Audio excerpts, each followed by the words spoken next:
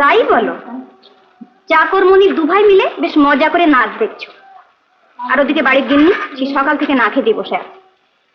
দাদা, তাহলে তুই জানতিস যে বাবু কোথায় আছেন? অপুদের বাড়িতে যাসনি?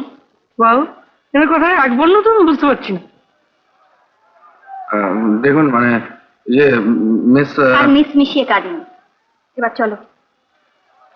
তখন থেকে তো খালি চলো চলোই বলছেন, কিন্তু কোথায় যেতে হবে সেটা না জানতে পারলে আমরা যাই কেমন করে? এত দূর? আপনি রাগ করছেন কেন? না না, রাগ করবো কেন? ফুল চন্দন দিয়ে পুজো করবো তো।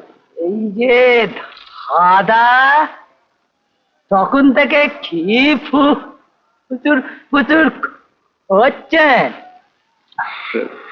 ছি, রাস্তার মাঝখানে সিনক্রেট করতে লজ্জা করে না তোমার? বুদ্ধি শুদ্ধি কি একবার লোক পেয়েছে?